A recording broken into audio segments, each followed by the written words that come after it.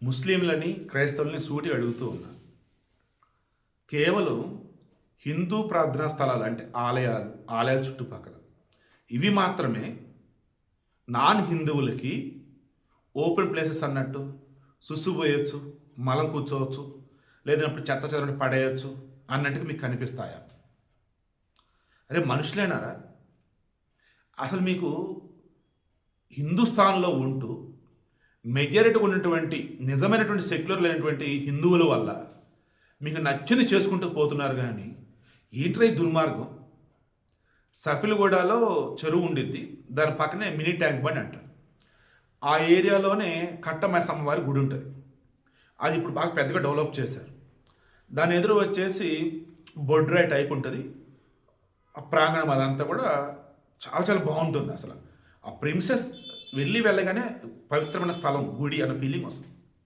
అక్కడ నిన్న రాత్రి ఒకడు సుస్సు ఇది అని అన్నారు. చెప్పలేకపోతున్నాను సార్, నా వల్ల అవ్వట్లేదు. అసలు మలమూత్ర విసర్జన, సరే మూత్ర విసర్జన అని అనుకున్నాం, నా వల్ల అవ్వట్లేదు, కంట్రోల్ కావట్లేదు. మూత్ర విసర్జన యూరిన్ పోసాడు. ఎక్కడ పోసాడు? ఆ అమ్మవారి గుడి ప్రాంగణంలో బొడ్రే ఉన్నటువంటి చోటాడు. వాడు కింద ప్యాంట్ ఉప్పు తీసి డ్రాయర్తో ఉండటం, అది కూడా తీసేసి ఉండటం ఎవరు గమనించారు. ఈ రాత్రి అప్పుడు ఒకడేంటి ఇక్కడ ఆ రకంగా ముండిమాలతో ఏం చేస్తాడు ఏంటని చూస్తే కంపత చేశాడు. ఇంకా అక్కడ ఉన్న వాళ్ళ కోపం తట్టుగా కొట్టేశారు వాడిని. ఇక ఆనోటి ఈనోట పాకేది మొత్తం జనాలు గుమిగూడారు. ఈ లోపు అది నేరెడ్మెట్ పోలీసుల పరిధిలోకి వచ్చింది. వాళ్ళు వచ్చేసారు. ఎవర్రా వీడని చూస్తే అల్తాఫ్ ముస్లిం. ఎక్కడోడ్రా వీడంటే బీదర్. వీడు పిచ్చోడంటే వాడు పంచోడే. వాడు 27 సంవత్సరాలు. వాడు కూరగాయలు అమ్ముకొని బతుకుతాడు. కూరగాయలు అమ్ముకొని బతికేవాడు అది గుడి అని తెలియదా అండి? హిందువులు దేవస్థానంలో వచ్చేసి అసలు చెప్పులు వేసుకొని కూడా వెళ్ళకూడదు. అట్లాంటిది వీడు ఏకంగా ఆ రకంగా వెళ్ళాడు అంటే ఏంటన్నట్టండి? అది పిచ్చ సైకోతనమా? లేదన్నప్పుడు ఏంటి అసలు ఇది? అరెస్ట్ చేశారు, జడ్జి మీద ప్రవేశపెట్టారు, రిమాండ్ విధించారు. ఈరోజు మొత్తం నిరసనలే. బీజేపీ రాష్ట్ర అధ్యక్షుడు ఆయన కూడా మల్కాజ్గిరి నియోజకవర్గం కింద వస్తుంది ఆయన కూడా. దెన్ ఇది కూడా అదే నియోజకవర్గం. ఇక ఆయన అన్నాడు వాడిని ఎన్కౌంటర్ చేసి పడేయండి ముందు అని చెప్పేసి.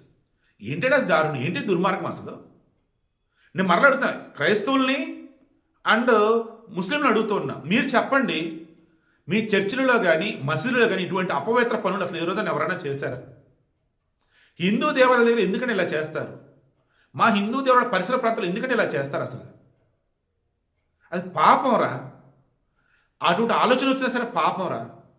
అట్లాంటిది ఆ రకం చేయటం అసలు ఏంటిరా?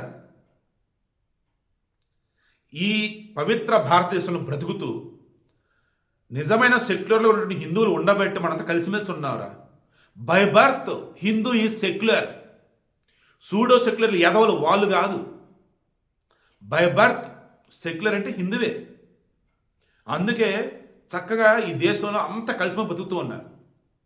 రీసెంట్ టైమ్స్ సోషల్ మీడియా వచ్చిన తర్వాత, స్మార్ట్ ఫోన్లు వచ్చిన తర్వాత ఎవడెవడో ఏవో చెప్పే వినేసి పిచ్చోళ్ళకి మళ్ళీ ఒకళ్ళు, సైకిల్కి మళ్ళీ ఒకళ్ళు తయారైపోతున్నారు.